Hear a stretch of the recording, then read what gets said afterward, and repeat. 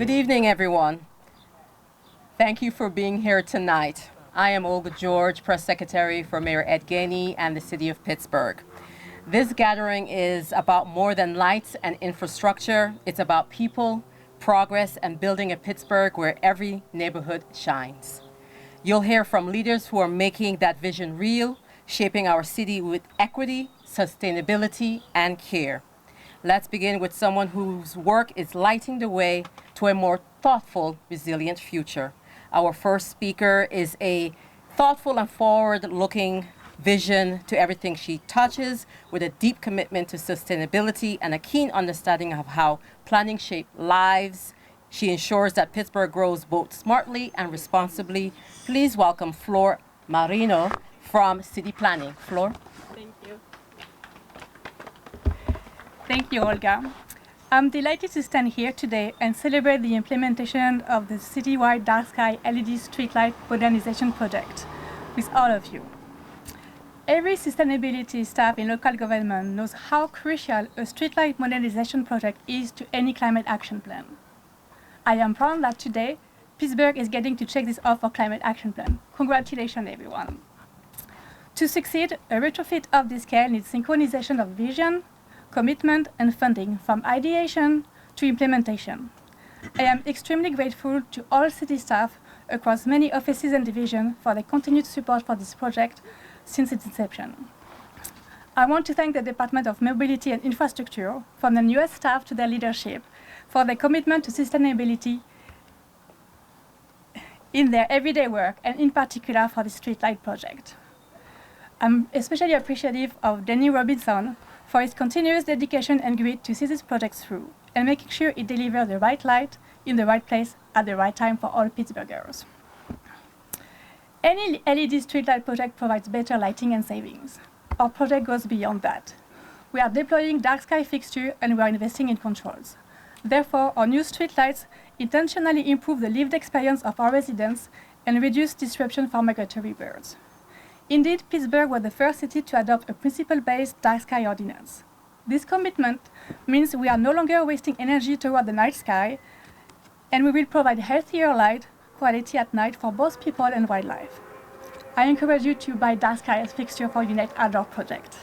But back to savings. This project will save nearly $1 million every year in utility costs alone. It will avoid 12,000 metric tons of CO2 emission per year. That's the equivalent of emission from energy use of 1,400 homes every single year. Reducing our energy use is essential to mitigate the impact of climate change. It is also very timely today in Pennsylvania for cost management purposes. Unfortunately, electricity costs are going up this month for governments, residents, and businesses alike. The massive savings from the streetlight project will be helping the city absorb the cost increase. Congratulations, Mr. Mayor and the DOMI team for this fantastic achievement. Thank you, Ms. Flor. Next, we will hear from someone whose work ensures this project doesn't just look good, it works brilliantly. From technical specs to implementation timelines, his position helps bring light to our streets and confidence to our communities. Please welcome Mike Malak from the Department of Mobility and Infrastructure. Thank you. This is a critical infrastructure project. And before I get into the details of it, I want to acknowledge the Bill Peduto administration for funding this project, the Gainey administration for their support throughout the entirety of the project and design, Department of City Planning and Flor for their work on the utility and energy analysis. I want to acknowledge the Efficiency Network, our designers, 10, for the project, Sargent Electric, our general contractor, and then Diminoff, the provider of our smart lighting network management system. I want to acknowledge Director Lucas, Assistant Director, Deputy Director Jeff Scallican, and DOMI for their support.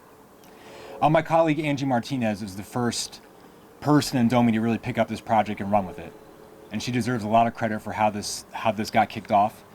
And then finally, my colleague Denny Robinson, who was the person who brought this project across the finish line by far and away. And the city is very, very lucky to have a project manager of his caliber and his knowledge working for the city. So Denny, thank you. So in terms of what you think of when you think of streetlights, there's a lot more that goes into it than meets the eye. The new LED fixtures that we are installing at 35,536 locations in the city, they are chosen carefully. The specs are detailed. And so we're not trying to blind you with bright light. It is a warm, carefully spec'd light. It's called color correlated temperature, and it was picked to light the roadway, but do so in a warm, more so relaxing glow. Under these lights, you'll also be able to see colors better. So during the day, right, you can see colors perfectly. At night, your vision is reduced.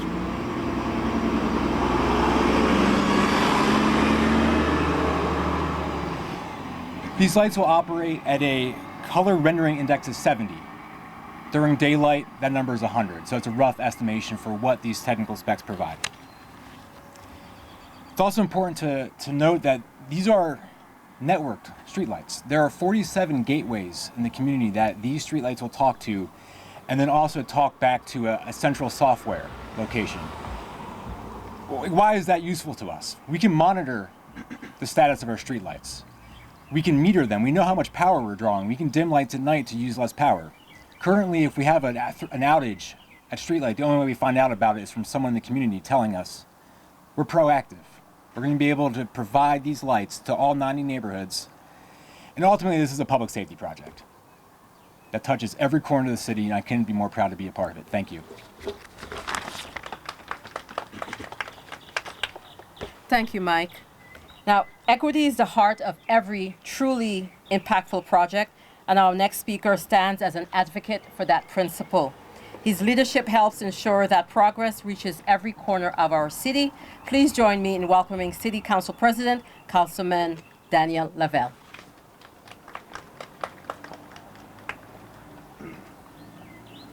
Good evening, everyone. When Mayor Gainey first took office, he emphasized creating a city for all, and that includes equity within infrastructure. This project goes beyond energy efficiency. It is about ensuring every Pittsburgh neighborhood has equal access to safety, visibility, and investment. For too long, some communities have lived with outdated or even missing streetlights, affecting everything from public safety to residents' sense of connection to the city.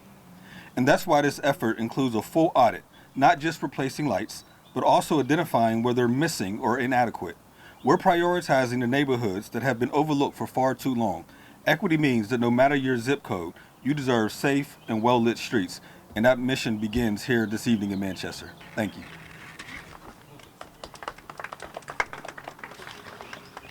Now it is my pleasure to introduce a leader who believes in lighting the way, not just with infrastructure, but with hope, vision, and unity.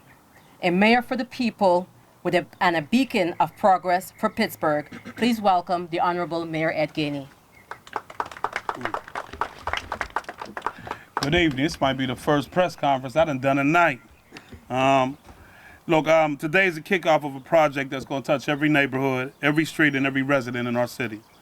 It's one that's well needed, and throughout the time, we know how important lighting is. So the LED Streetlight Modernization project is a project I'm extremely proud of. Streetlights are not just about lighting, and you know that. It's about public safety. It's about visibility. It's about making people feel safe in their community. And today we will be able to demonstrate that. Well-lit streets help prevent crashes, it beautifies neighborhoods, and makes our communities feel more connected and cared for the people that live in that neighborhood. We know that not every neighborhood has always been treated equally. We know that a lot of our neighborhoods have not been treated equally. And when it comes to city services, we're about doing just that, making sure that we touch every neighborhood. That is why this project doesn't stop at replacing old fixtures. We're also studying where lighting is missing and making sure that we put lighting near. Equity means we prioritize those neighborhoods that have been overlooked, and we make sure that every child walking home, every elder crossing the streets, and every resident sitting on their porch feel safe and feel like at the end of the day their street is lit up. These new LED lights are more energy efficient, longer lasting, and aligned with our dark sky ordinance. That means we use the right light in the right place at the right time. This $15 million investment includes $3 million in federal stimulus funds and also puts people to work. It's part of how we're using our post-pandemic recovery dollars to not just recover, but to build something better than what we had before. I also want to thank the Department of Mobility, City Planning, the Efficiency Network for leading this work, and all of the residents that hear me today are here that we're seeing that we're about making our city more straight and more safe. So let's keep moving forward together and let there be lights. They're coming, they're coming.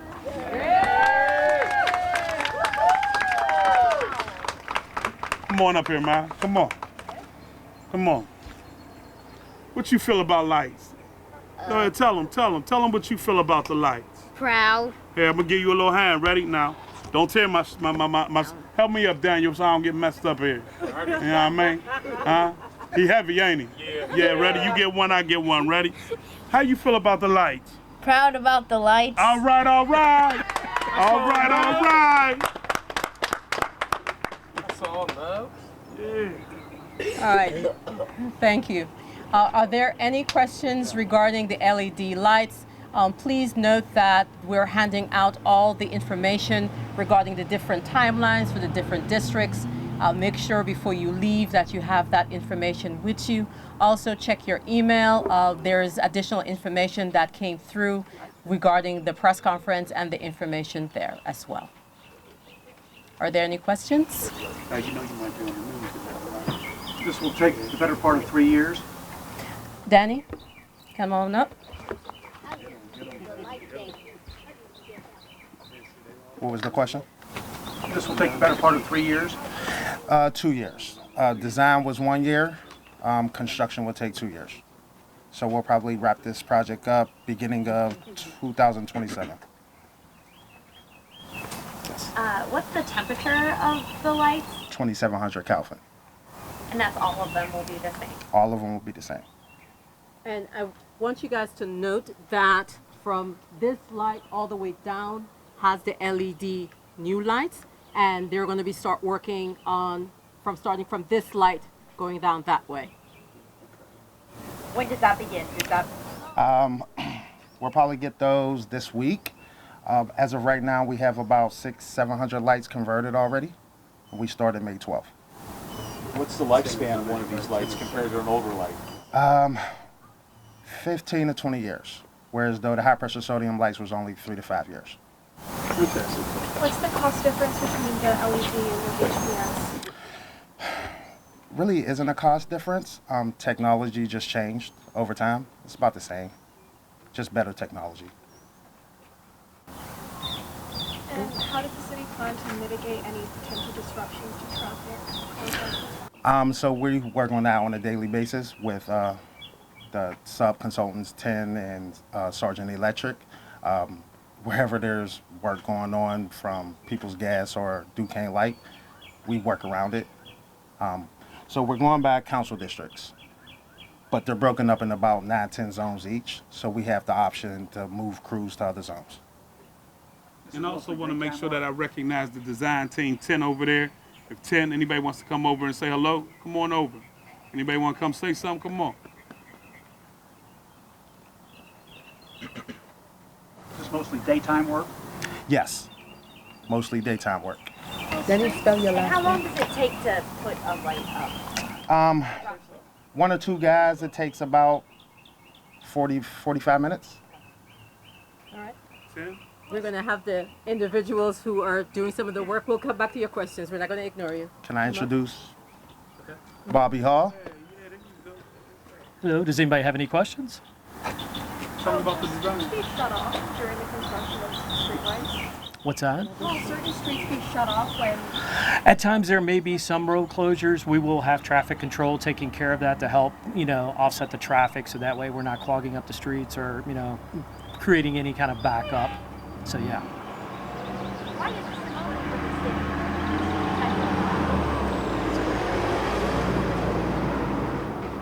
I'm sorry. Repeat your question. Yeah, why is this important for our city? Yeah. I'll take this question.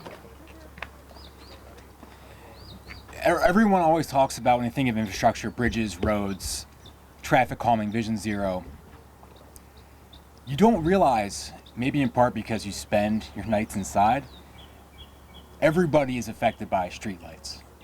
And it's not just preventing crime.